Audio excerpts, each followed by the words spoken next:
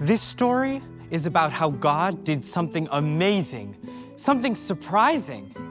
Long ago, in the kingdom of Aram, there lived an important man named Naaman. Naaman was the commander of Aram's army.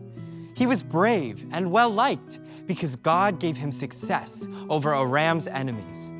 He was such a powerful man that he got pretty much whatever he wanted, and he was used to getting things his way. What are you doing?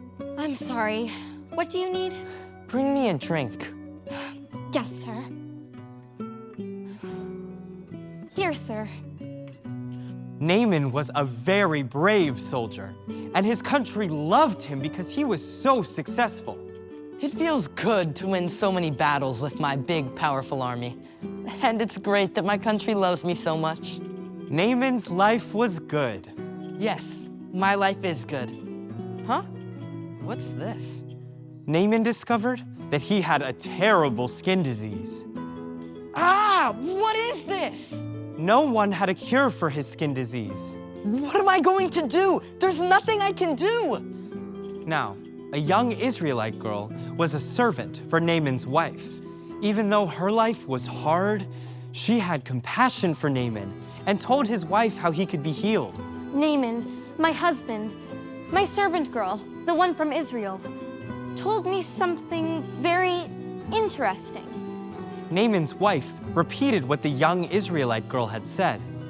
There was a prophet of God in Israel named Elisha.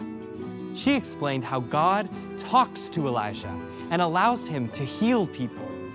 Naaman decided to go and ask Elisha for help. Your Majesty, King of Aram, I was told there was someone in Israel who may be able to cure my skin. With your permission, I'd like to go and see him. The king gave Naaman permission to go to Israel. Naaman made the long journey to Israel, where God's special people lived. Now, the nation of Israel was not doing well. Many people had turned away from God and were serving fake gods and idols. Things were so bad that the nation had even split into 2 different countries. The nation was a mess. This nation is a mess. I hope Elijah can help me. Naaman traveled to Elisha's house.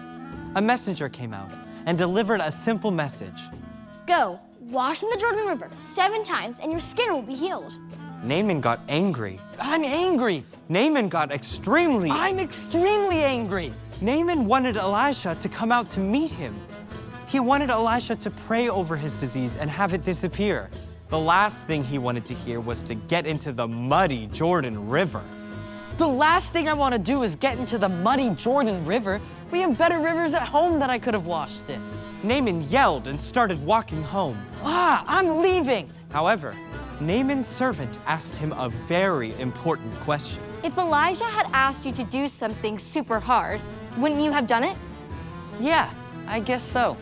Instead, he asked you to do something very simple. So why not give it a try? Naaman thought very hard about this and decided he'd give it a try. Fine, I'll give it a try. Naaman dipped into the water once, twice, a third, a fourth, a fifth, and a 6th time. Nothing had happened yet. Nothing's happened yet. But that final dip was different. When he came up, the disease was completely gone. Naaman was healed. I feel different. I'm completely healed. More than just his outside being healed, his heart was changing. And he knew that the Lord is the true God. Only the true God could do this. Naaman hurried back to Elijah and tried to give him silver, gold, and many fine clothes. Elijah, it is so good to see you. Please, receive these gifts. I am glad God healed you, but I don't need your gifts. I only want you to know that God lives, unlike the fake gods in Aram. Oh, I'm a changed man. I will only worship the Lord for the rest of my life. Naaman took some dirt and clay from Israel so that he could create an altar to worship the Lord in his home country, Aram. Naaman realized that he couldn't have healed himself. A king or a lifeless god couldn't have healed him either. God's victory showed Naaman that God does what no one else can.